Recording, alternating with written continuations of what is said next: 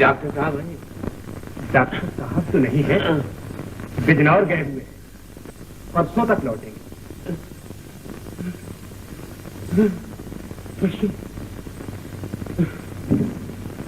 परसों तक मैं कैसे इंतजार कर सकूं? आप कहीं बाहर से तशरीफ लाए हैं क्या? जी हाँ, कानपुर से। तो आप परसों तक कहीं ठहर जाइए। कहीं ठहर जाऊं? इस आधी रात इस अनजान बस्ती में कहां पनाह मिलेगी? घबराइए नहीं, इन थानों की बस्ती में एक मुसाफिर को पनाह मिल जाना नामुमकिन नहीं। देखिए, वो पिंडीरास मरहूम के दीवान खाने पे चले जाइए, कोई ना कोई जगह आपको जरूर मिल जाएगी। बहुत बहुत शुक्रिया, बहुत बहुत शुक्रिया।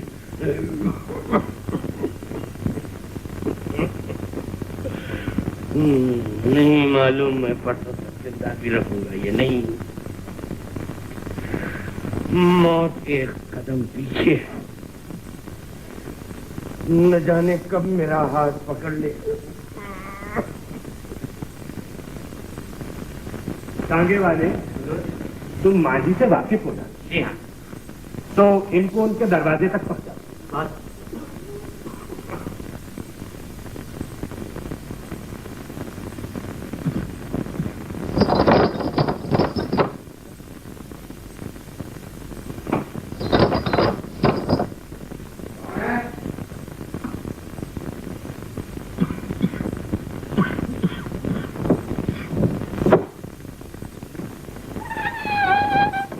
कौन? मैं एक बीमार मुसाफिर, मुझे ठहरने के लिए किराए पर कोई। लेकिन ये कोई वक्त है जगह ढूंढने का? सुबह आना। अरे भाई सुनो तो, कहाँ गुस्से चले आ रहे हो जी? कह दिया सुबह आना, सुबह आना। कोई जबरदस्ती है क्या? नहीं नहीं, जबरदस्ती नहीं, प्रार्थना। देखो मैं बीमार हूँ, परदेसी हूँ, अगर कोई जगह खाली हो तो मुझे दे दो। रामू? जी माँ जी। कौन है दरवाजे पर? मैं हूँ देवी जी, एक गरीब परदेसी, बीमार। मुझे सर छुपाने को थोड़ी सी जगह चाहिए। रामू? जी। बिहारी से कहो कि अगर कोई जगह हो तो इन्हें दे दे। बहुत अच्छा।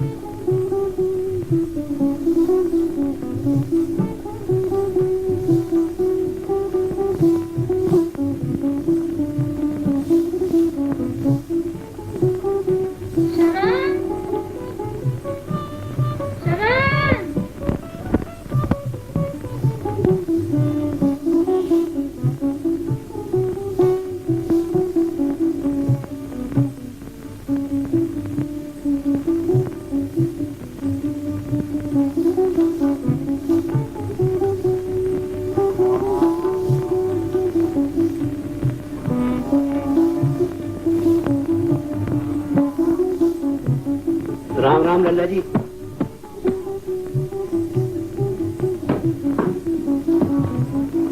बिहारी जी, ये हमारे जम्बेली वाले मकान की छत पर जो कमरा खाली था जी, ये किराए पे कब चढ़ा? जी रात को 1 बजे। कौन लोग? नहीं मालूम, माँ जी ने न पूछा न गछा और मकान दे दिया उठा किराए पर। कैसे लोग? एक बूढ़ा सा आदमी है, एक उसकी लड़की, दोनों बाप बेटी बीमार मालूम होते हैं।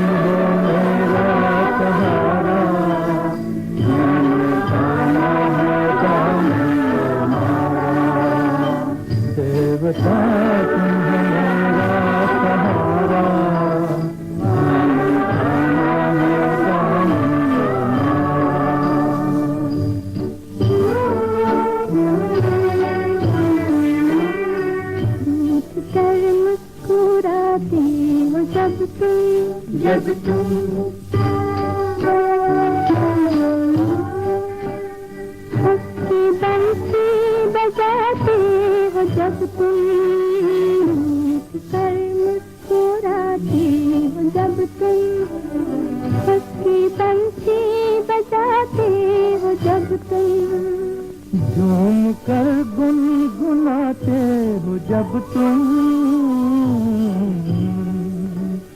झूम कर गुनगुनाते हो जब तुम गुनगुनाता है संसार सारा गुनगुनाता है संसार सारा देवता तुम हो मेरा सहारा देवता तुम हो मेरा सहारा मैंने थामा है दामन तुम्हारा मैंने थामा है दामन तुम्हारा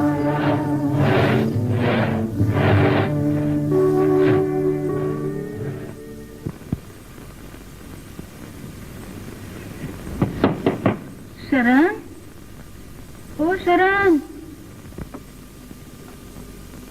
शरण, शरण,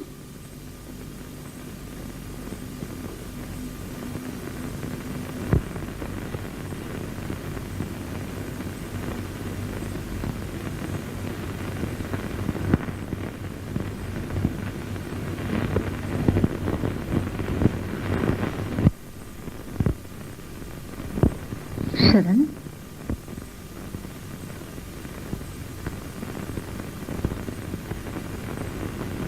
ये क्या हुआ है तुम्हें? कुछ नहीं।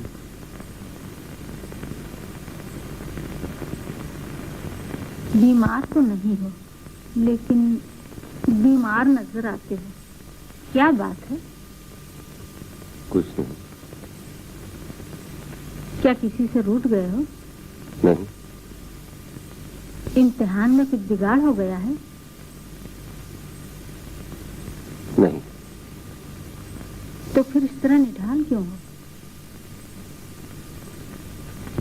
कल शाम से नीचे नहीं गए और आज सारा दिन किवाड़ बंद किए यहाँ पड़े रहे। कोई बात तो जरूर है, और वो ऐसी क्या बात है जिसे तुम छिपाने की कोशिश कर रहे हो?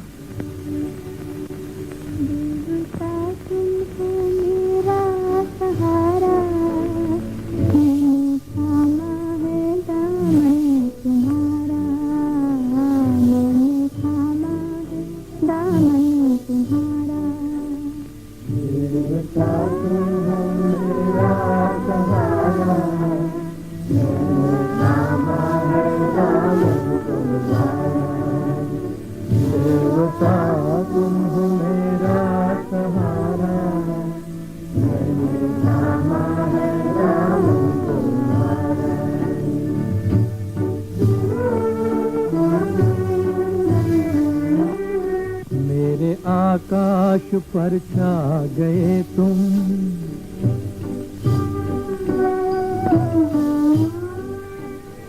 आप ही सामने आ गए तुम मेरी तरफ से जाकर इतना ही मुझसे कह दो कि तुम्हारा हाल जानकर मुझे बड़ी तकलीफ और मुझे बड़ी शर्म आई।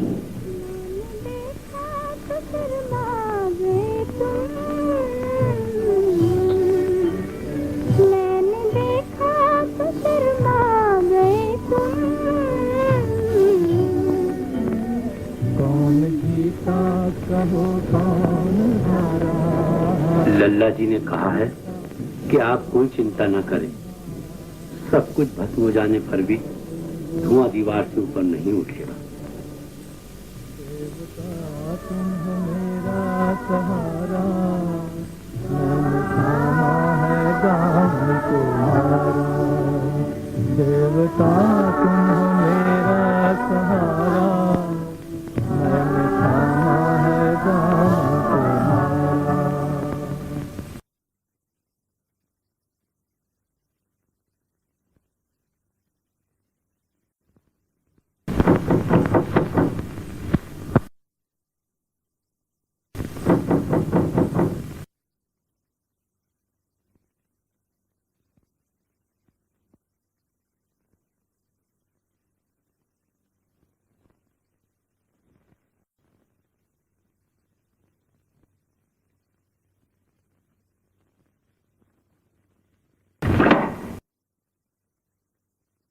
कौन?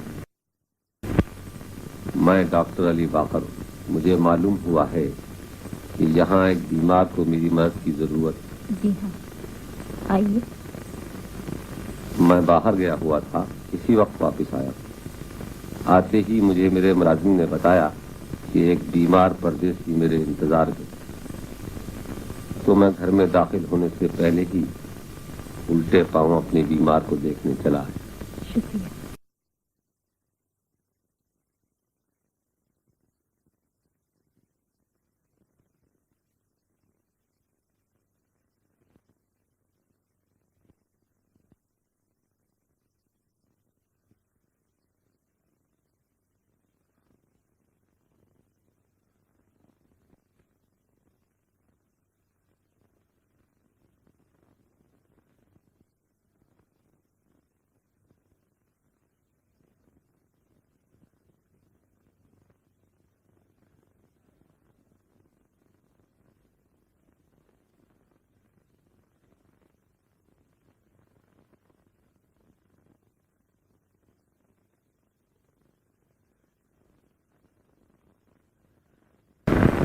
कौन?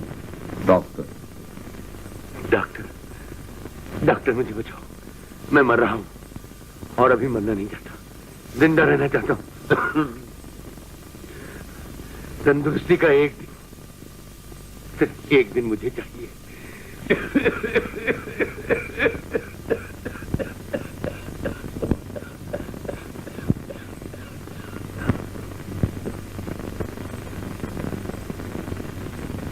ये देखो, मेरा कलेजा टुकड़े होकर गिर रहा है।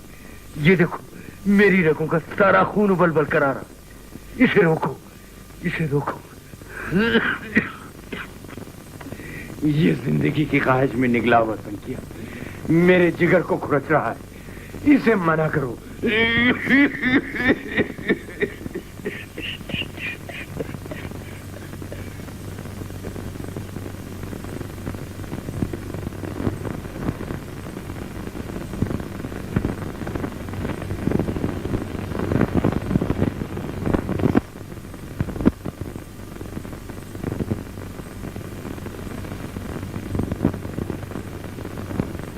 संख्या, संख्या कैसा? संख्या इन्होंने खाया था। क्यों? मुझसे सुनिए, ये घिनौनी बात मेरे मुंह से सुनिए। मैंने संख्या खाया ताकि मेरे बूढ़े बदन में जिंदगी की बुझती हुई आग इस बारूद के पड़ने से फिर दहक उठे और मैं फिर पलटकर अपनी जीवन साथी के साथ साथ चल सकूं, जो उम्र में मुझसे काफी पीछे है। आपने उसे देखा ना, उस कमसिन अबला को, और अब मुझे देखिए, मुझ बूढ़े लालची को। आपने मेरी मजलूम धर्मपत्नी को देखा? कौन? वो लड़की जिसे कोई नहीं कह सकता कि वो मेरी बीवी है। वो आपकी बीवी है? जी हाँ, वो लड़की? जी हाँ, वो मजलूम मेरी बीवी है।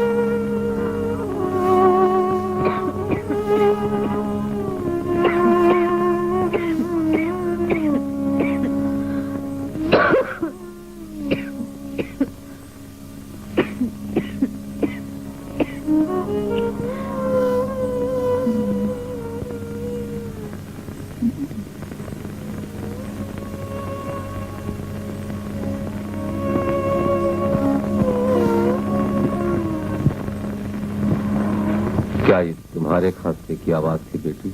जी। खतरनाक। क्या तुम यहां सोती हो? इस खुले आसमान के नीचे, होश में? ये अच्छा नहीं। बचो बेटी, खतरे से बचो। आओ, दरवाजा बंद। मैं कल से इलाज शुरू करूंगा और अब सिर्फ तुम्हारे शौहर ही का नहीं, तुम्हारा भी। खुदा। डॉक्टर साहब, वो अच्छे तो हो जाएंगे। हाँ हाँ, इंशाल्लाह जरूर। पूरी तवज्जो से उनका इलाज कीजिएगा। बेशक। नमस्ते। जीती रहो।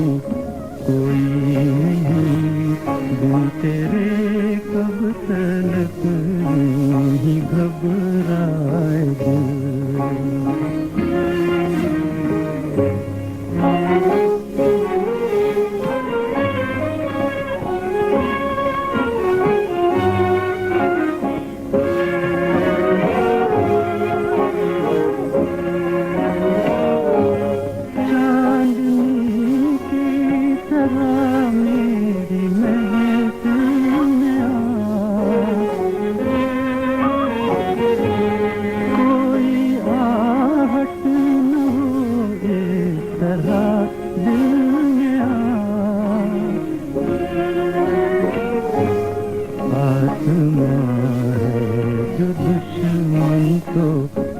जालिम ज़मीं हो न ऐसा के कहना पड़े हाय दिल। आधी जा मेरी दुनिया में कोई नहीं बिन तेरे कब तलक यूं ही घबराए दिल। बिन तेरे कब तलक यूं ही घबराए दिल।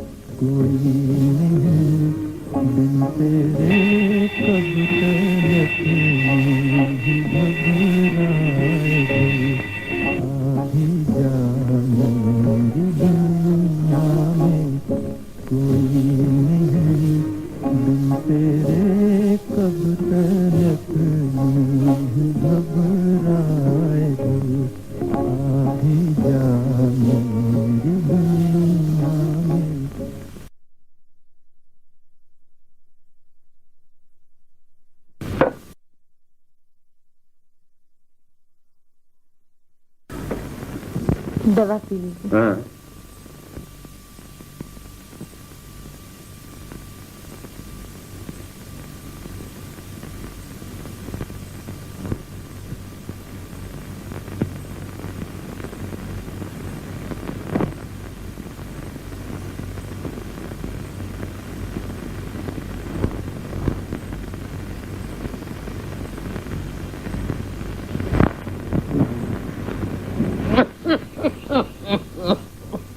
माँ जी आना चाहती हैं। आइए आइए।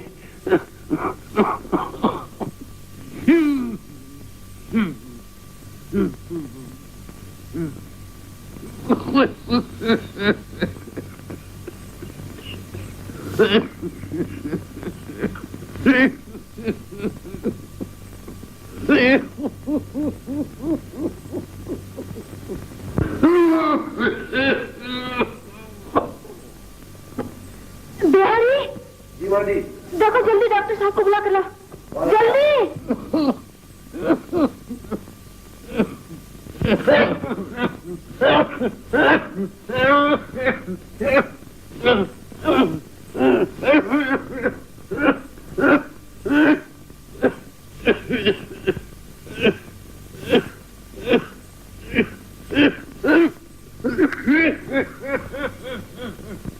आप कौन लोग हैं?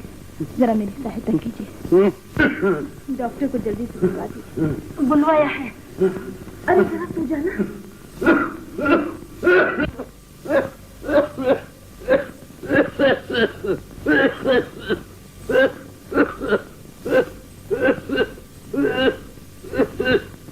हटो हटो जल्दी। खुदकुशी क्यों कर रही हो?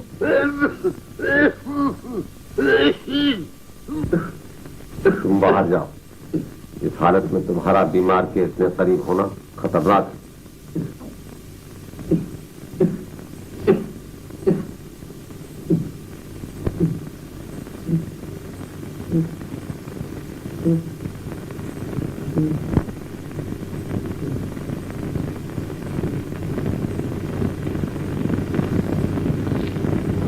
तुम्हारे पिताजी की ये दशा देखकर मुझे बहुत दुख हुआ बेटी।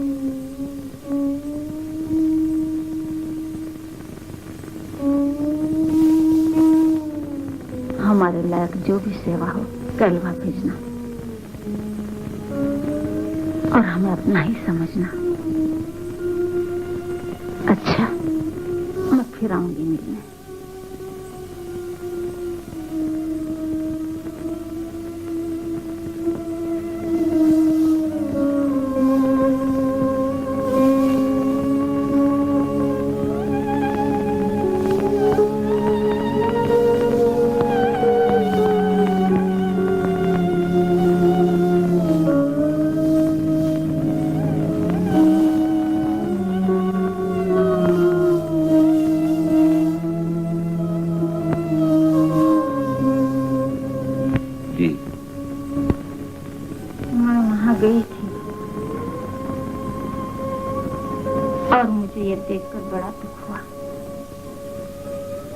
बाप ने अपने जानलेवा मर्ज में अपनी बेटी को भी शरीक कर लिया है।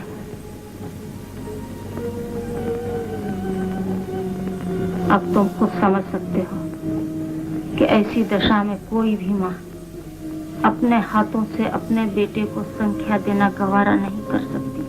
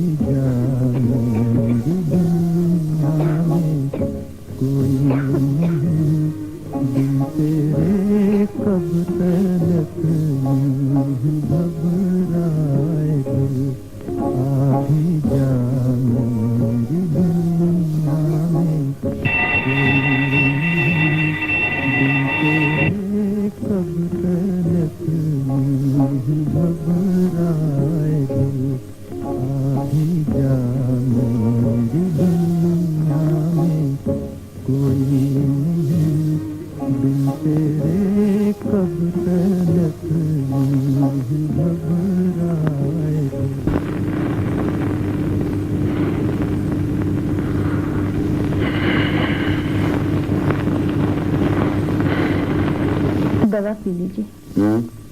दवा पी लीजिए।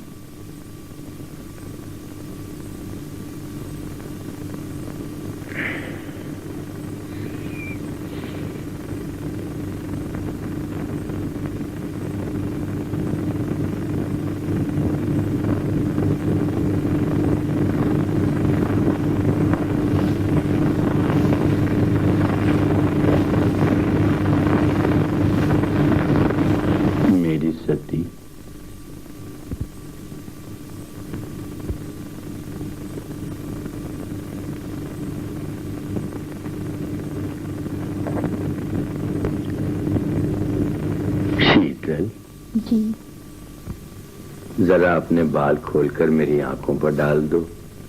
बहुत अच्छा।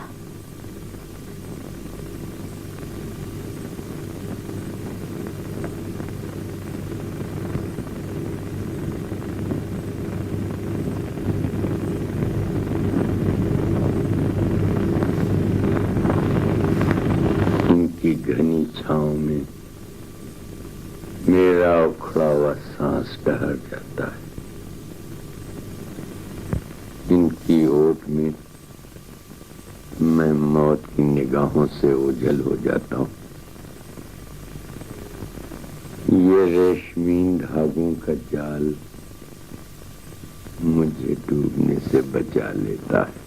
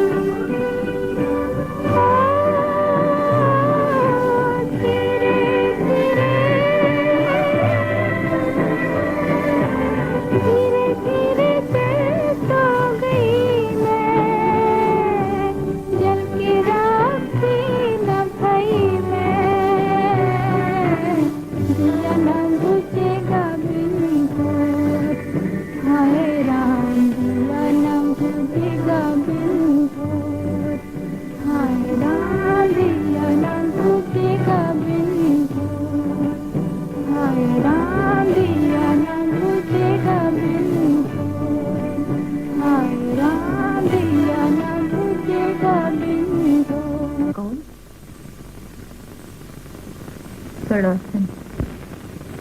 कहाँ से आई हो? हसनपुर से। यहाँ कैसे आना हुआ?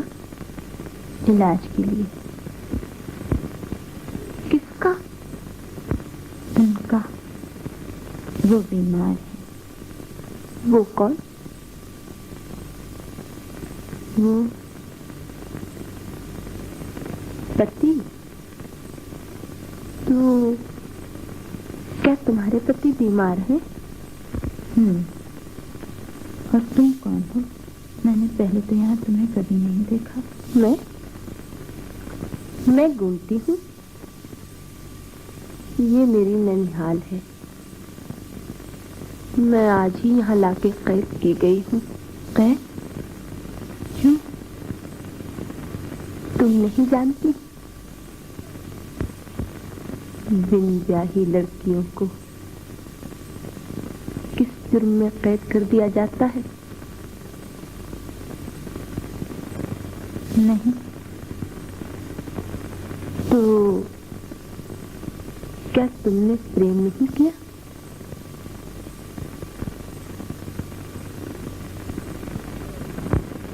नहीं किया शायद, जब भी तुम्हें ये बात नहीं मालूम कि ये जुल्म उन पर कब किया जाता है। कब? जब उनकी आंखों से हैरानी टपकने लगती है, जब वो घायल हिरनी की तरह जरा जरा सी आहट पर चौंकने लगती हैं, जब वो ढूंढने लगती हैं कि घर में वो अकेली जगह कौन सी है जहां चुपचाप बैठकर वो कुछ सोचे। समझी? समझी तुम? इस जुर्म का नाम क्या है?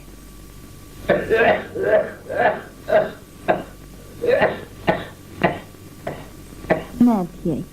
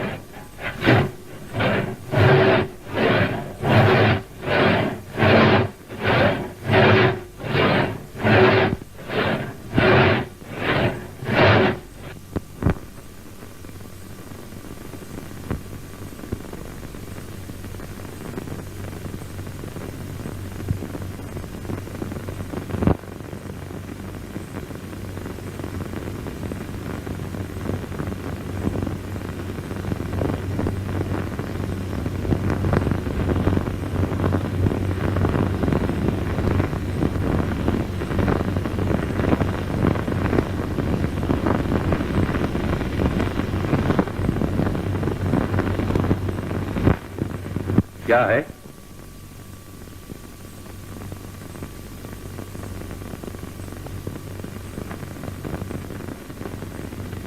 क्या है? आपके नाम सरकारी खत है। मेरे नाम सरकारी खत है? क्या लिखा है?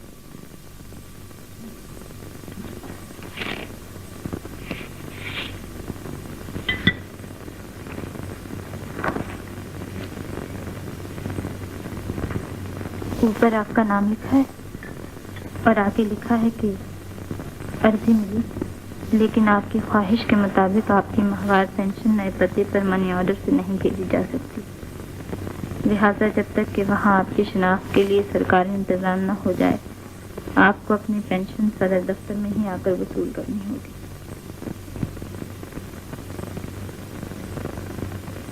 ये तो बहुत मुश्किल आ पड़ी शीतल,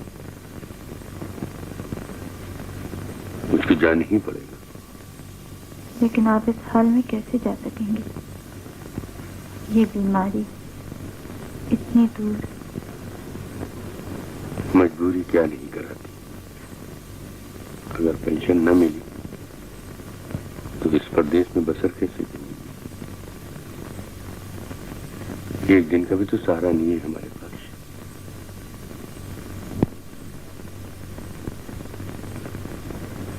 शीतल, तुम चिंता न करो, मैं आज रात की गाड़ी से रवाना हूँ, परसों वापस आ जाऊंगा। मेरठ है ही कितनी दूर? बहुत अच्छा, अब मैं जाऊं?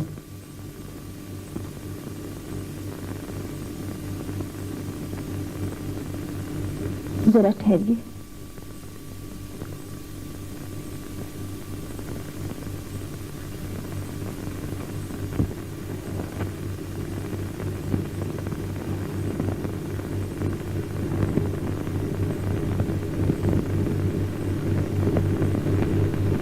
मुझे भी अपने साथ ले जाइए। मैं हरदम आपके साथ रहूंगी, आपको देखती रहूंगी।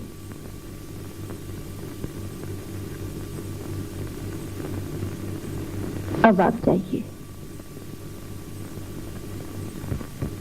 शीतल, जी।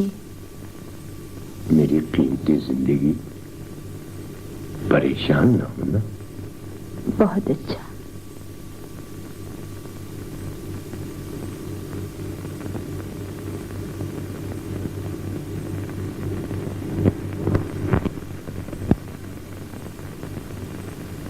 क्या सैया प्रदेश गए हैं आज?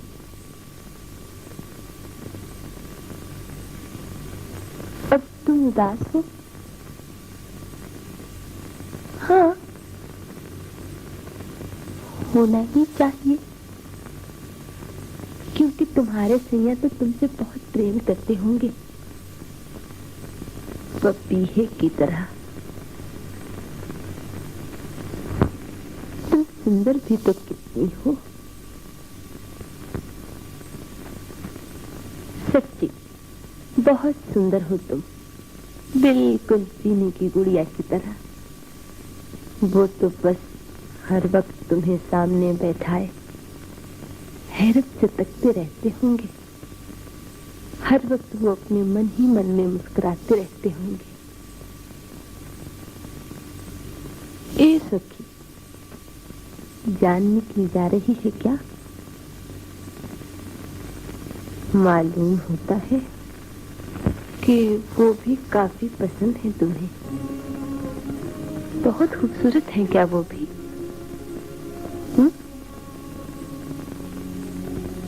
है? बोलो।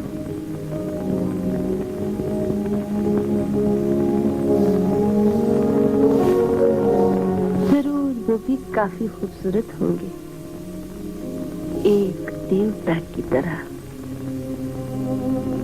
क्योंकि इतनी सुंदर बाला के लिए भर ढूंढने में लोगों ने बहुत कुछ छानबीन से काम लिया होगा। चिराग लेकर लोग उसे ढूंढने निकले होंगे। मैं सोचती हूँ तुम दोनों जब पास पास बैठते होंगे तो ऐसा मालूम होता होगा जैसे कोई कवि अपनी कविता के 2 छंद लिखकर चुप हो गया है।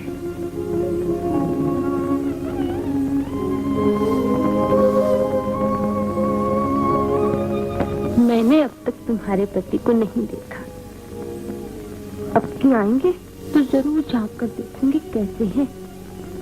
दिखाओगी ना?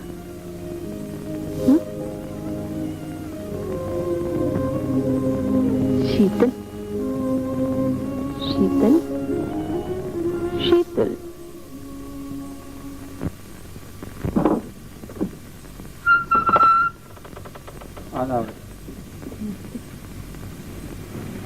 डॉक्टर साहब ने ये दवाइयाँ भेजी। इन 2 शीशियों में आपके शौहर साहब की दवाएं पहले ही की तरह इस्तेमाल होंगी।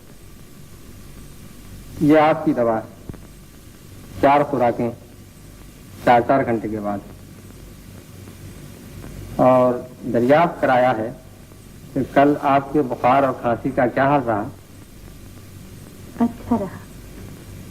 अच्छा, नमस्ते। नमस्ते।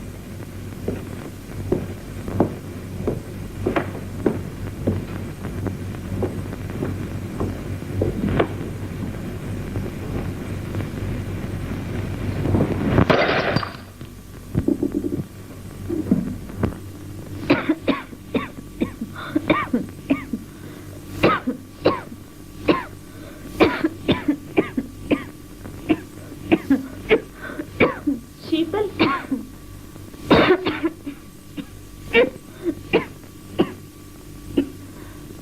ओ शीतल, शीतल,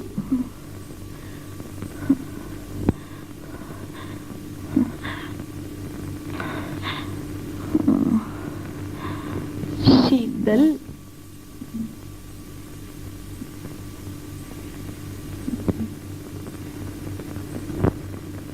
भैया, वो जो गली के मोड़ पर डॉक्टर साहब है ना, जरा उन्हें यहाँ भेजते जाना, तुम्हारी बड़ी कृपा होगी। अच्छा।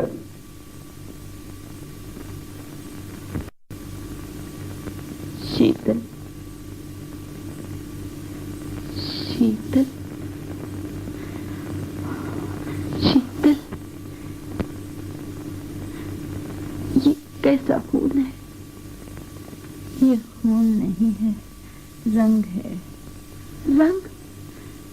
हाँ गोमती, जैसे कोई प्याला किनारों तक भर जाता है तो छलक उठता है, ऐसे ही ये मेरे बसंती जीवन का गुलाबी रंग है जो मेरे शरीर से छलक पड़ा। ये खून नहीं है। ये तुम कैसी बातें कर रही हो? तुम बीमार हो? नहीं गोमती, नहीं। तो फिर ये खांसी, ये होठों पे लहू, ये डबडबाई हुई आंखें, ये सफेद रंगत क्यों है?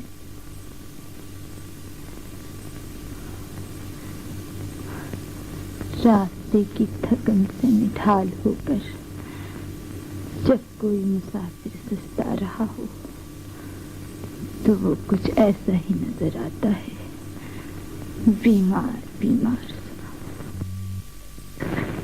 नहीं सखी, तुम ऐसी अजीब बातें मत करो। तुम कुछ बीमार हो।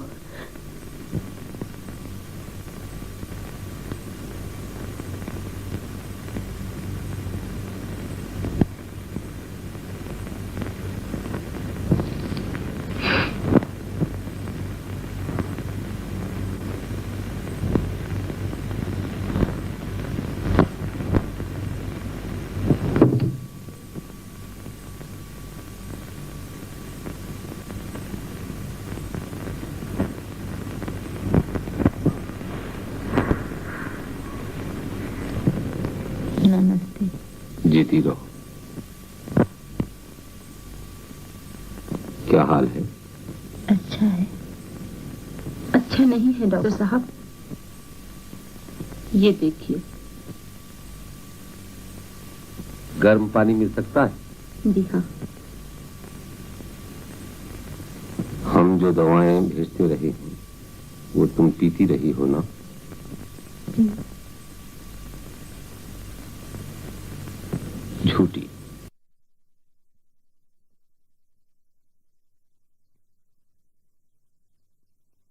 तुम मरना चाह रही हो क्या?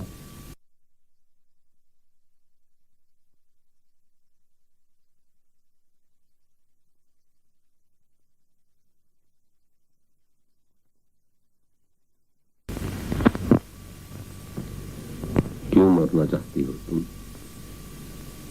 बोलो बेटी। डॉक्टर साहब, बेटी,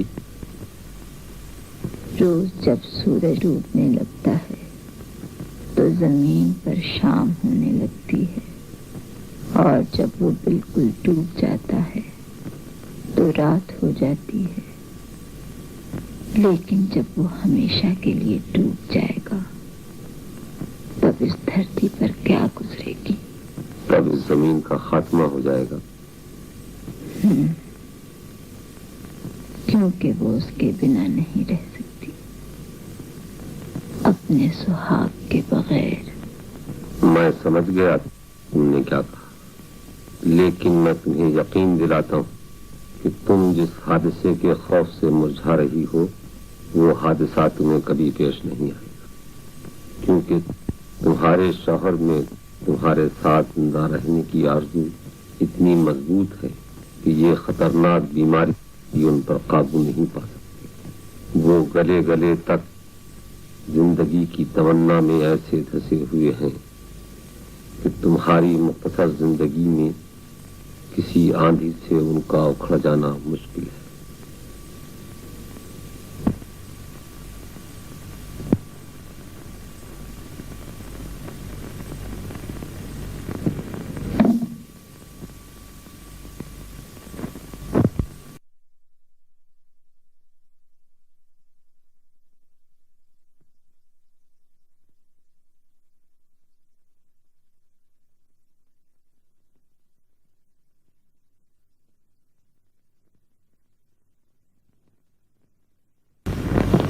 अब हमारी हमदर्दियों को जीने में मत फेंकती रहना। अच्छा? बहुत अच्छा। खुदा। नमस्ते। जीती रहो। नमस्ते। जीती रहो। शीतल, शीतल,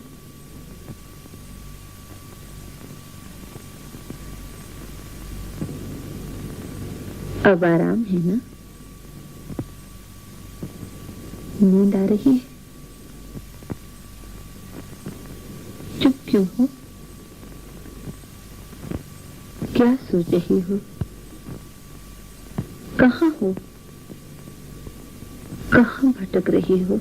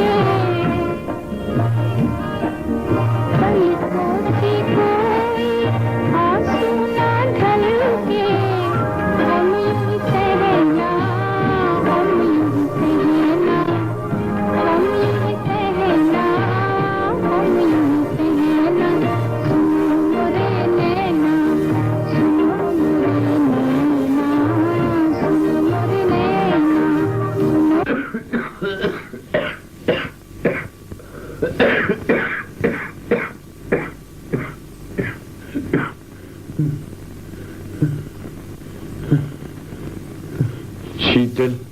जी।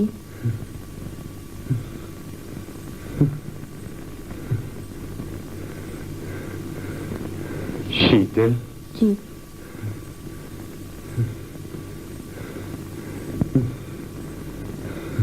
शीतल। जी स्वामी।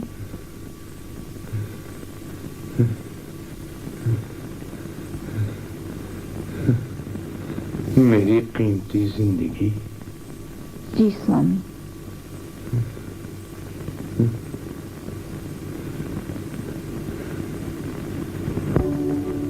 देवता तुमको मेरा सहारा, मैंने थामा है दामन तुम्हारा, मैंने थामा है दामन तुम्हारा।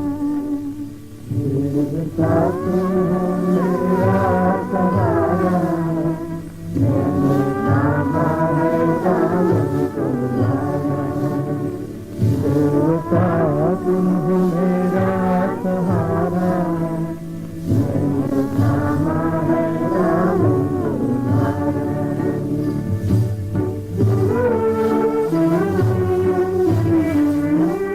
मेरे नैनों को तुमने सिधाए,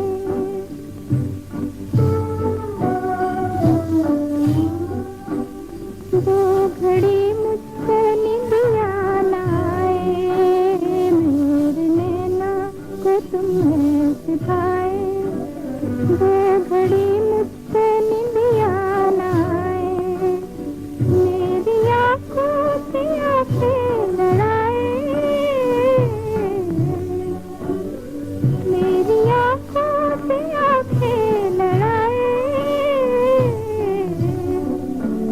डूबता है सवेरे का तारा, डूबता है सवेरे का तारा। देवता तुम हो मेरा सहारा, देवता तुम हो मेरा सहारा। मैंने थामा है दामन तुम्हारा, मैंने थामा है दामन तुम्हारा।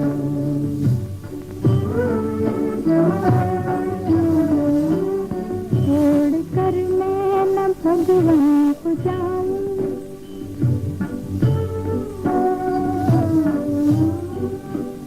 रात भर यूं ही जागूं जगाऊं। छोड़ कर मैं न भगवान को जाऊं, रात भर यूं ही जागूं जगाऊं। गीत गा गा के रुलाऊं, गीत गा गा के रुलाऊं। ये वचन कि मैं हूँ तुम्हारा, ये वचन कि मैं हूँ तुम्हारा, मैं हूँ तुम्हारा। ये वचन कि मैं हूँ तुम्हारा, मैं हूँ तुम्हारा, तुम्हारा, मैं हूँ तुम्हारा, तुम्हारा, मैं हूँ तुम्हारा, तुम्हारा, मैं हूँ तुम्हारा।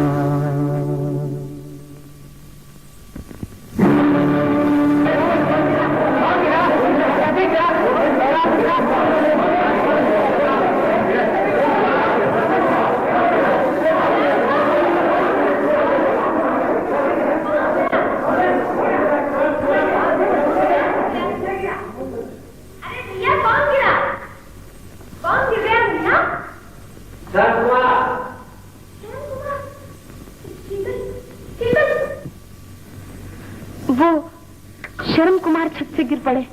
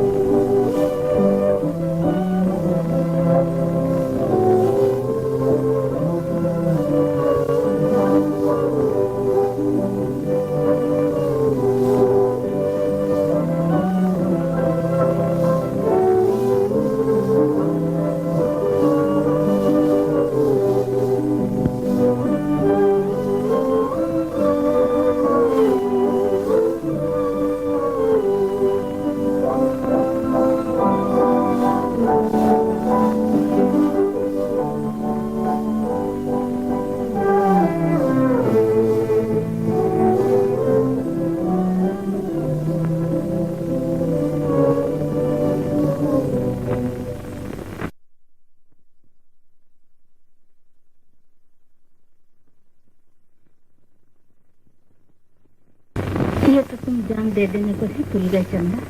ऐसा मत करो, तुम्हारी हद पूरी कर दी जाएगी। उसी तरह जैसे कि उस बीमार पर से सारे परहेज हटा लिए जाते हैं जिसका कोई इलाज नहीं रहता।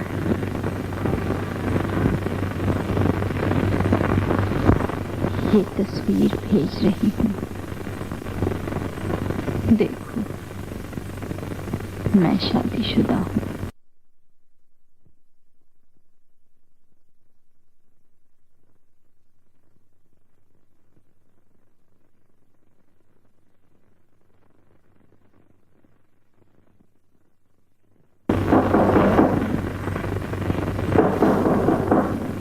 कौन? क्या है?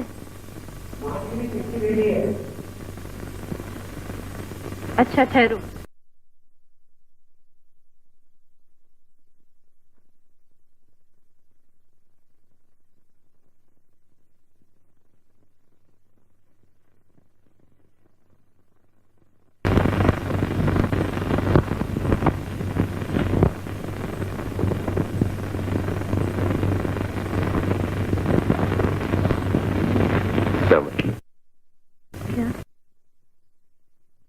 कल रात खाने के लिए उन्होंने मुझे निवेद्य भेजा और इस प्रार्थना के साथ कि मैं जरूर आऊं। उस दिन वो खुद चलकर आई थी मेरा हाल पूछने के लिए। मालूम होता है बड़ी दयालु। मुझे उनकी आज्ञा पालन के लिए जरूर जाना चाहिए। मगर आप तो पलंग से उतर भी नहीं सकते। हाँ, मगर मैं उनकी प्रार्थना भी तो नहीं डाल सकता। मुझे जरूर जाना पड़ेगा। बहुत अच्छा, मगर वहाँ कुछ खाइएगा नहीं, कहीं तबीयत ज्यादा खराब ना हो जाए। नहीं, मैं खाने पीने के लिए उनसे माफी मांग लूंगा। अच्छी बात है। एक अनजान औरत से रिश्ते की बात करते हुए मुझे शर्म आएगी। ये बात तुम्हें करना, समझी? जी, मगर ऐसी बातें तो कुछ औरतें ही अच्छी तरह करना जानती। हाँ, लेकिन औरतों ही के साथ। अच्छा, छेड़ तुम देना, फिर मैं संभाल लूंगी। वो आ गई माँ जी। मेहमान को नमस्ते करना, समझे? और उनके सामने कोई बदतमीजी मत करना। बहुत अच्छा।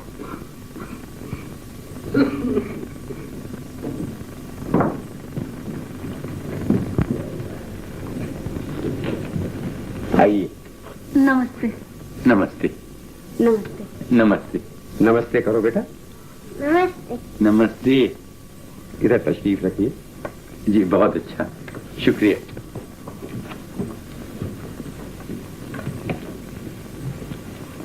इसे ले जाओ। चलो नहीं।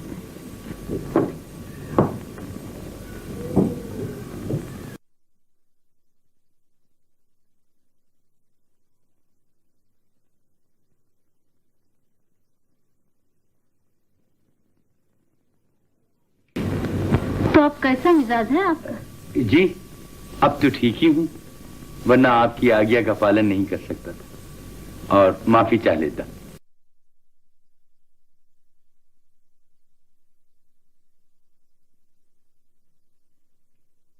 लीजिए मिठाई शौक फरमाइए।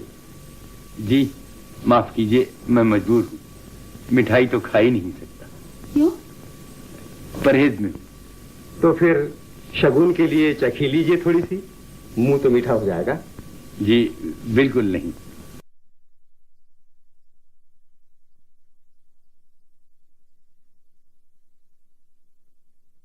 आखिर शिकायत क्या है आपको? जी शिकायत क्या अर्ज करूं?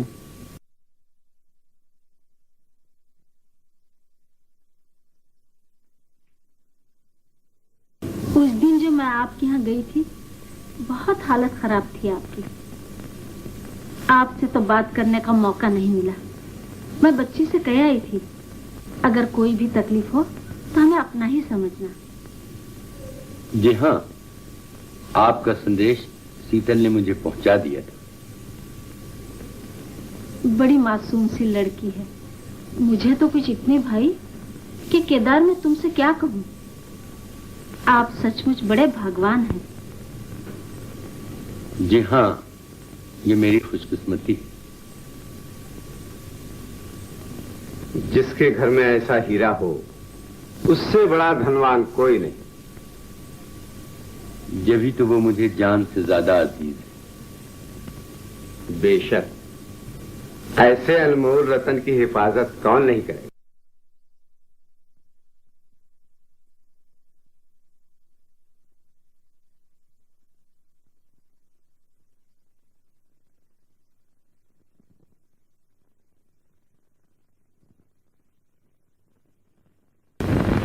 आपको उसके बारे में चिंता तो होगी ही। जी हाँ, क्या अर्ज करूं, इस बीमारी के साथ साथ उसकी फिक्र भी मेरा लहू चूसती जा रही। सच पूछिए तो अब सिर्फ उसी के लिए मैं जिंदगी की रस्सी तामे घिसट रहा हूं।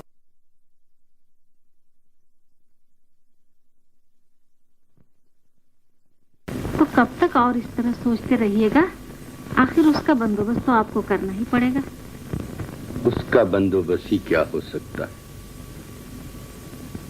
मेरे सिवा दुनिया में उसका कोई नहीं। मेरे बाद उसका क्या होगा, कहां जाएगी, क्या करेगी, कुछ मालूम नहीं। हर वक्त इसी सोच में डूबा रहता हूं और शायद इसी सोच में मैं एक दिन मर जाऊंगा।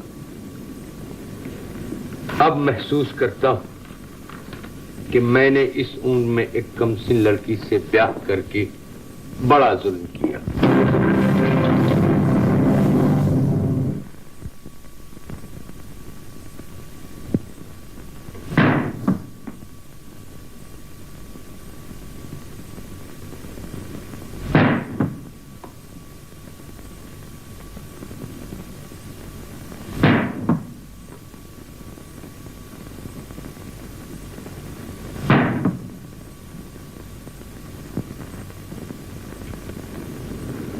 अच्छा, ये सारा मामला आप मुझ पर छोड़ दीजिए, मैं इस गुत्थी को सुलझा लूंगा।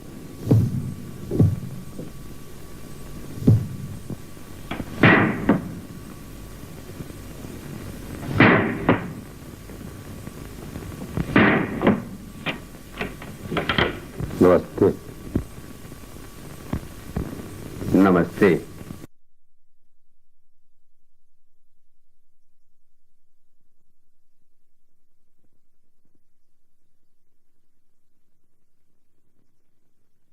गेंद उछाल उछाल कर यूं पूरी रात जाकर काट देने से तकदीर नहीं बदलती। उसे बदलना होता है तो वो सोते में भी बदल जाती है। क्या कहा आपने? मैंने ये कहा कि तुमने बिला वजह रात जाकर काट दी। रात के बाद दूसरा दिन देखना अगर इंसान के तकदीर में लिखा हो तो वो आराम की रात के बाद भी निकलता है और बेआराम रात के बाद भी। तो फरमाइए, दिन अभी निकला या नहीं? हाँ, लेकिन रात के बाद पहले पौ फूटती है, फिर धीरे धीरे दिन निकलता है, एकदम नहीं। तो मैं जिस गहरे गार में पड़ा हूं उस पर रखा हुआ पत्थर कुछ हटा दीजिए ताकि गुप अंधेरे में सवेरे का उजाला मुझ तक भी पहुंच जाए।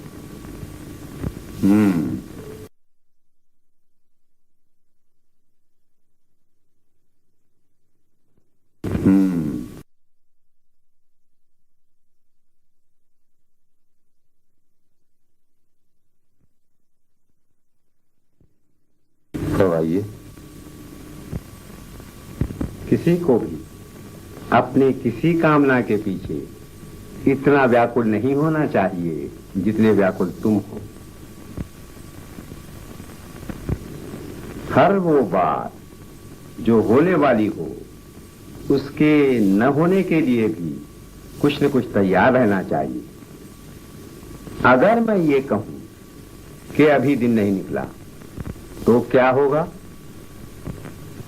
मेरा दम घुट जाएगा प्रोफेसर साहब। तो मैं ये नहीं कहूंगा।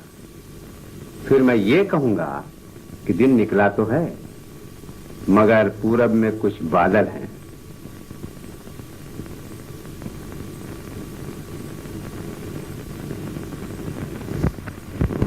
और बादल कितने भी गहरे क्यों न हो एक जगह जम नहीं जाते, समझे? जी। तो तुम समझ गए।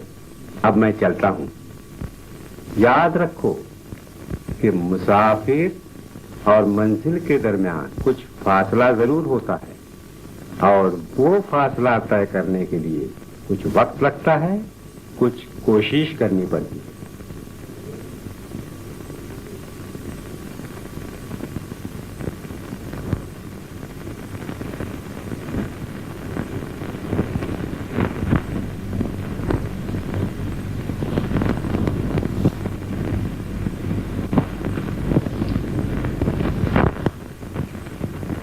इतना बड़ा झूठ तुम कैसे बोला है?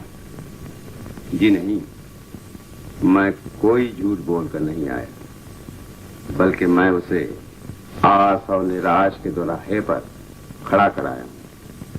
कब तक के लिए? सिर्फ उस वक्त तक के लिए जब तक हम उसके लिए कोई खूबसूरत लड़की तलाश करके उससे उसकी शादी न कर दें। मगर वो किसी दूसरी लड़की से शादी करने पर राजी कैसे होगा? हम उसे राजी नहीं करेंगे, हम उसे धोखा देंगे। कैसे? सबसे पहले हम अपना मकान उस बीमार से खाली करा लेंगे और शरण को ये बतलाएंगे कि वो लोग शादी की तैयारी के लिए अपने वतन गए। शरण को ये तो नहीं मालूम कि वो लोग कहाँ के रहने वाले हैं। हम जहां भी उसकी बारात लेकर जाएंगे वो यही समझेगा कि उसकी बारात सही जगह आई।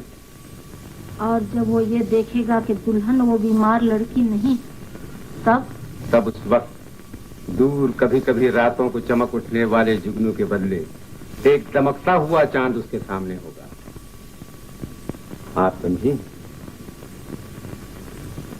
तो अब मैं एक ऐसी बात कहने वाला हूं जो और भी अजीब है।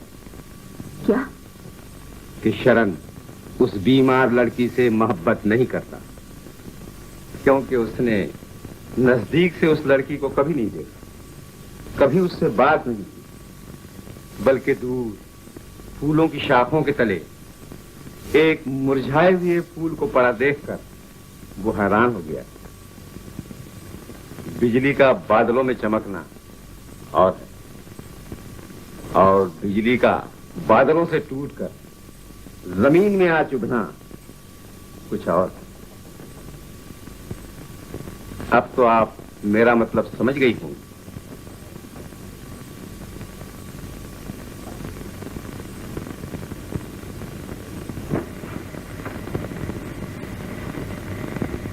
आपको दुख भी होगा और आपको तकलीफ भी उठानी पड़ेगी, पर हम मजबूर हैं कि आपसे मकान जल्द से जल्द खाली कराने की प्रार्थना करें।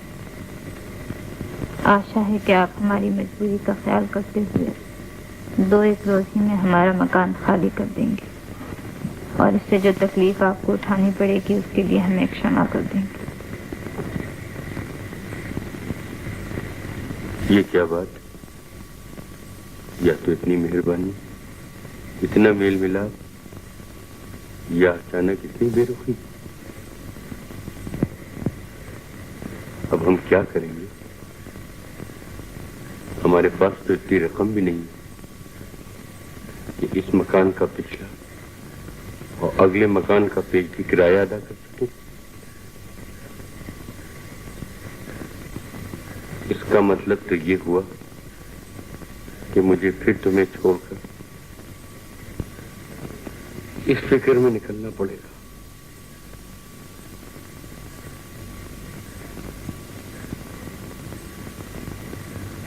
लेकिन तुम क्यों नहीं डालोगे? शीतल, तुम न परेशान हो, जाओ सो जाओ। सारा दिन सारी रात मेरी देखभाल में थक गई होगी। जाओ सो जाओ शीतल।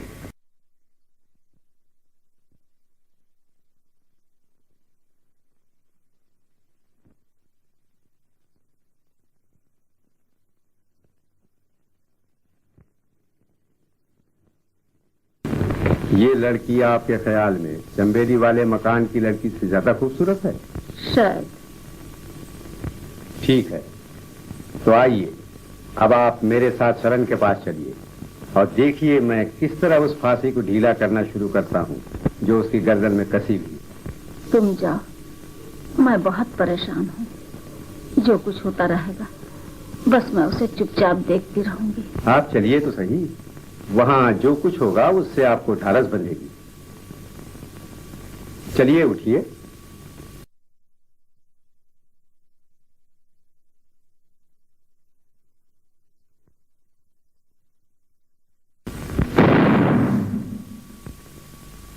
हमारे समझाने पर तुमने जो कुछ दिन इंतजार किया तो हमारी कोशिश सफल हो गई।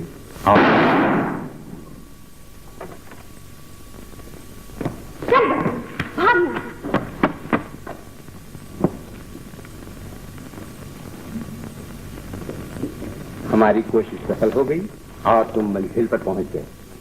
उन्होंने स्वीकार कर लिया, मुबारक हो। हाँ, तो अब तक ये पाया है कि वो लोग 2-1 रोज में ही अपने वतन वापस जाकर लगन की तैयारी शुरू कर देंगे।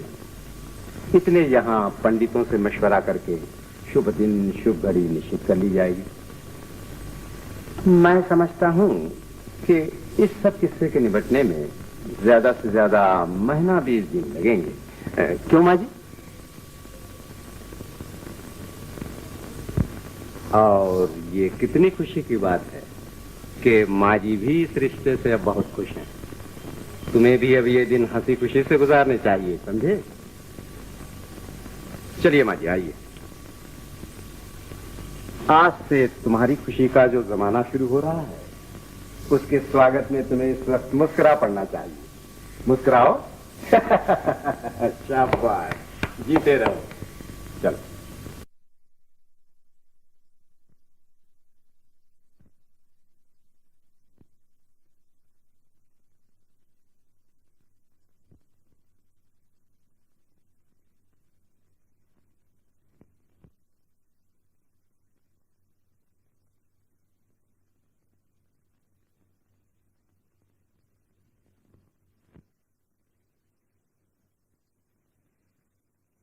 किसी को भी ये नहीं मालूम कि मेरा दम निकल चुका है। कितने मासूम हैं ये लोग, बेखबरी में मुझे धोखा देकर खुश है, लेकिन ये नहीं जानते कि वो मेरी लाश को कुदकुदा रहे हैं।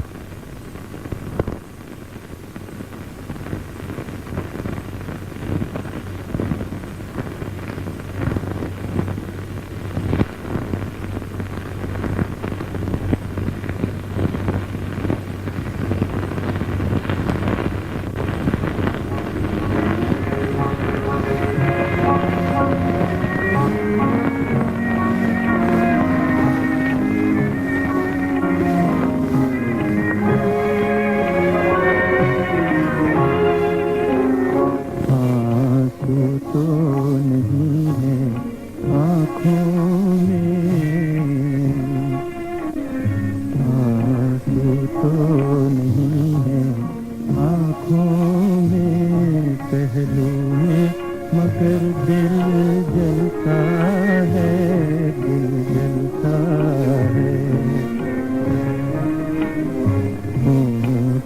तुमसे लहू है हसरत का, तुमसे लहू है हसरत का, आरासा जिगर पर चलता है, दिल जलता है।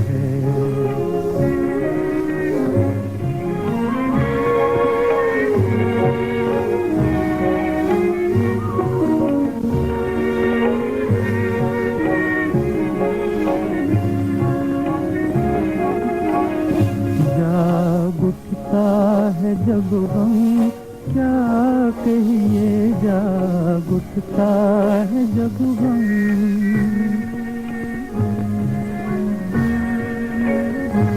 उस वक्त का आलम क्या कहिए, उस वक्त का आलम क्या कहिए।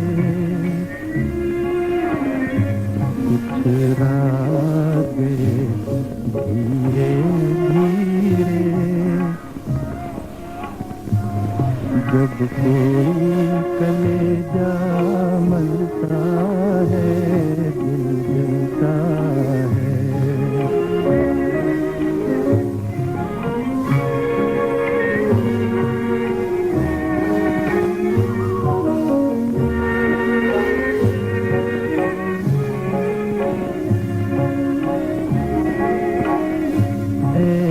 दर्दे जिगर ये बात है क्या, ये बात है क्या,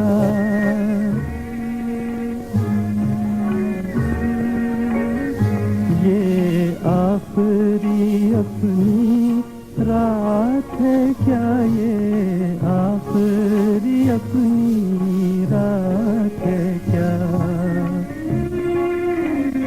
होती है कसक हर धड़कन में, हर सांस में खंजर चलता है, दिल जलता है। आंसू तो नहीं है आँखों में, पहलू में, मगर दिल जलता है, दिल जलता है।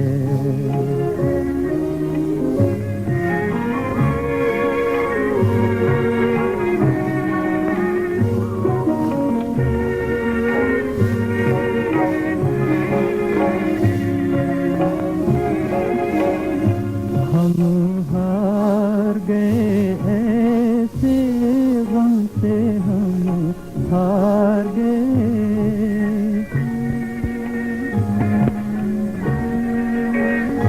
देखा ही नहीं जाता हमसे, देखा ही नहीं जाता हमसे। जलता है पतंगा जब कोई, और शम्मा का आंसू ढलता है, दिल जलता है। आंसू तो नहीं है आँखों में, पहलू में, मगर दिल जलता है, दिल जलता है।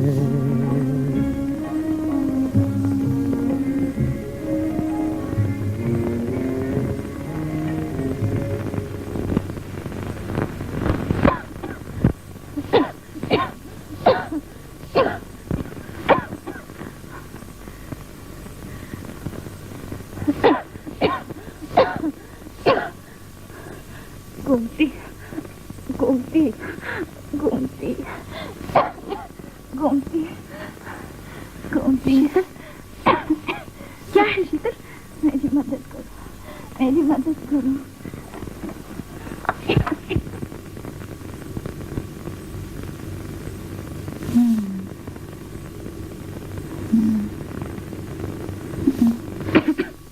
शीतल,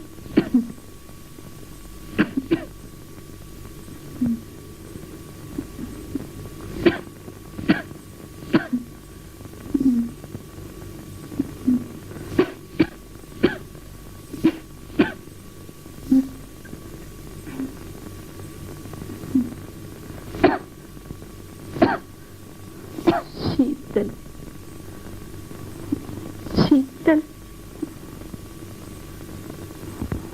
ये क्या हो गया है तुझे? ये कैसी बीमारी है? कुछ बता तो सही।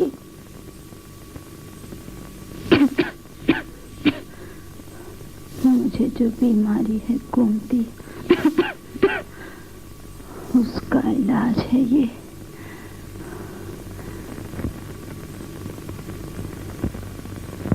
शीतल, एक बात पूछूं? पूछ। सच सच बताना,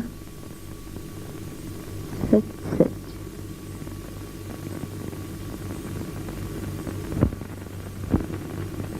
तुझे खुश हुए, मुस्कुराए हुए, हंसे हुए कितने दिन हुए? कितनी मुद्दत हुई? सिर्फ 2 दिन। 2 दिन? हाँ, उनको गए हुए 2 ही दिन तो हुए हैं। झूठ, इतना दुख भरा झूठ। सच बोल। सच बोलने से ये तकलीफ तेरी कम हो जाएगी।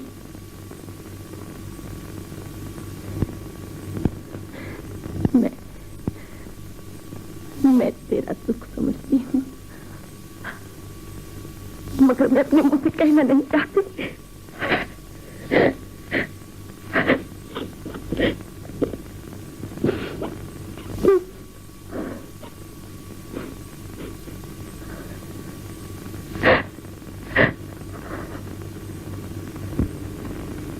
सुन, तू जो मेरे बारे में सोचा करती है, बगैर सुने मैं उसे समझ गई हूँ। तू जो बात बहुत दिनों से इशारों ही इशारों में मुझसे पूछा करती है, आज मैं उसका जवाब देती हूँ। सुन, सिर झुकाने के लिए मंदिर वो भी है जिसके कलश पर सोना चढ़ा हुआ हो, और मंदिर वो भी है जिसकी दीवारें टूटी हुई हों।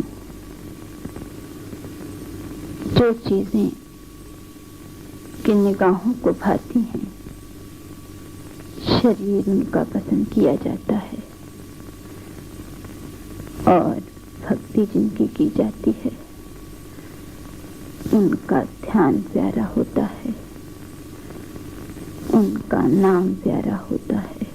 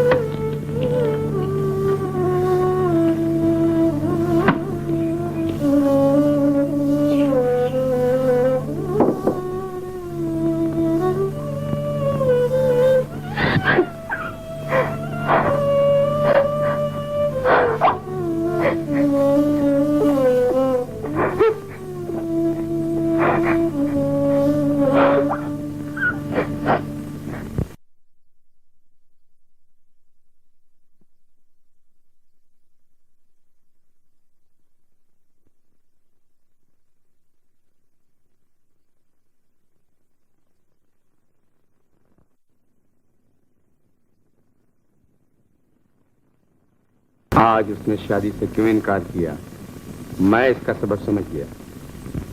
किसी न किसी तरह उसे भी ये बात मालूम हो गई थी कि वो लड़की बीमार की बेटी नहीं, बीवी है, और उसने समझ लिया था कि उसकी हक का पूरा होना नामुमकिन है।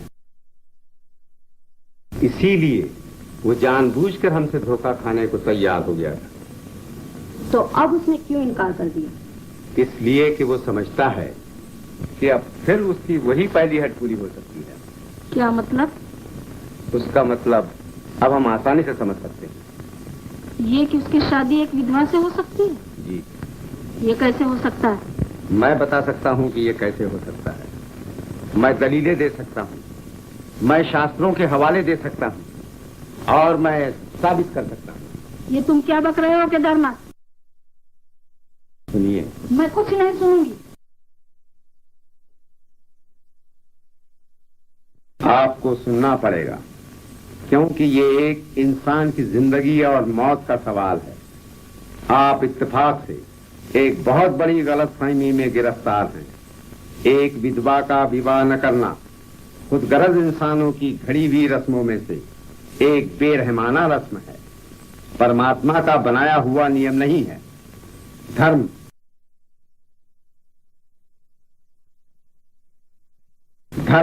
कभी किसी इंसान के साथ अन्याय नहीं कर सकता, कभी किसी इंसान को दूसरे पर जुल्म करने के लिए नहीं उबार सकता। धर्म सिर्फ मर्दों की तरफदारी नहीं करता, वो औरतों के अधिकार की भी हिफाजत करता है। एक विधवा को इंसानियत के दर्जे से गिरा देना और उसे हमेशा के लिए मसर डालना, पीस डालना, क्या बेरहमी नहीं?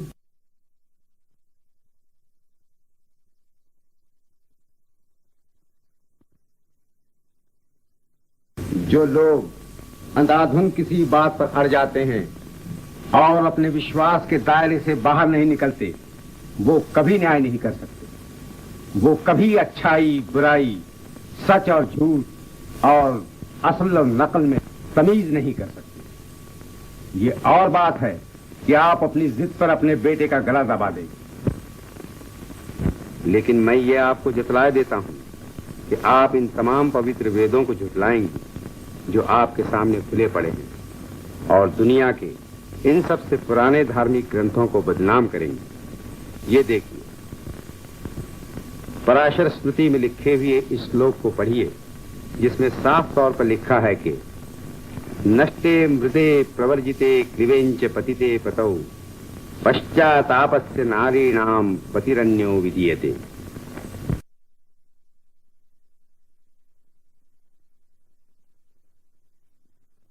यानी अगर किसी का पति किसी हादसे में या वबाई बीमारी में मर जाए, या लापता हो जाए, या शादी के लायक न हो, या सोसाइटी ने उसे ठुकरा दिया हो, तो इन 5 हालतों में उसका विवाह हो सकता है।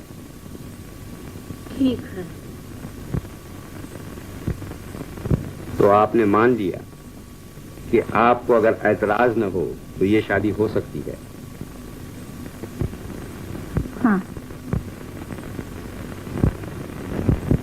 माँ जी, चमेली वाला मकान आज खाली हो जाएगा।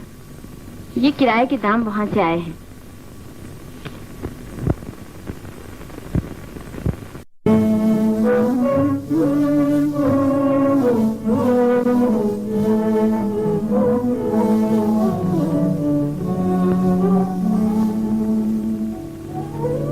मेरी सहेली, मुझे भूल मत जाना, भूल न जाना सहेली।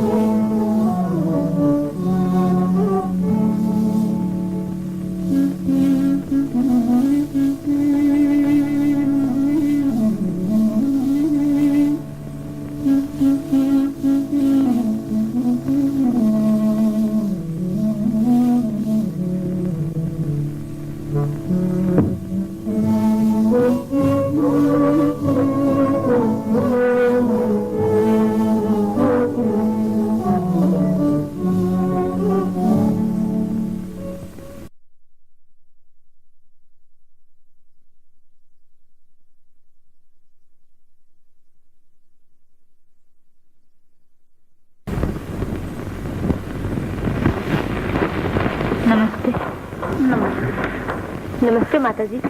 नमस्ते। गोमती, अंदर से कुर्सियां तो ले आना। नहीं, कुर्सियों की कोई जरूरत नहीं, हम यहीं बैठ जाएंगे।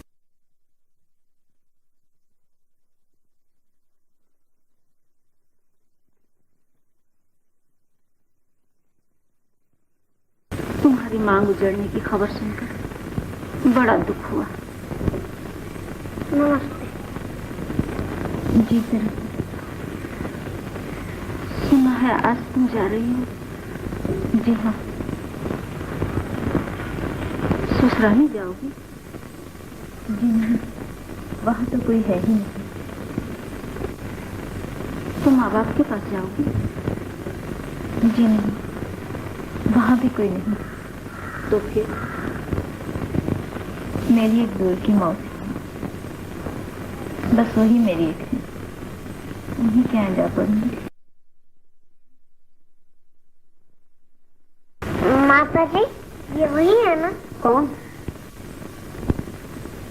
जिनकी तस्वीर मामा जी के तकिए के नीचे रखी रहती है। सच्ची है, फूल पहनो। चुप है, बदतमीज। माफ करना बहन, ये बहुत शरीर है। आपकी मौसी कहाँ रहती है? चंदौसी। कौन से महल? छोटी सड़क। क्या नाम है? प्रभावती। तो एक दिन हम उनसे मिलने आएंगे। जी? हमें उनसे कुछ मांगना है। क्या? वो देखो वहाँ मामा जी खड़े हैं। ओहो, चुप नहीं रहेगा।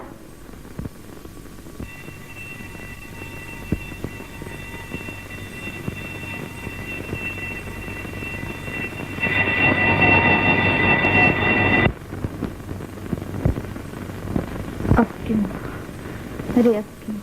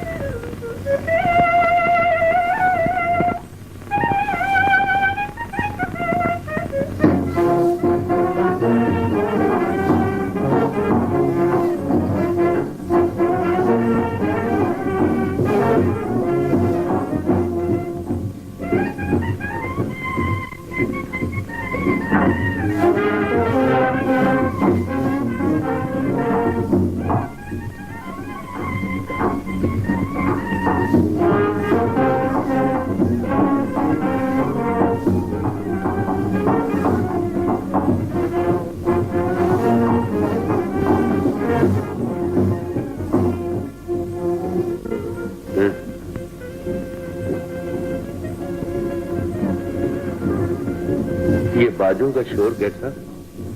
शादी। किसकी? खिड़की बंद कर। हाँ, बंद कर दो। नींद उड़ी जा रही है।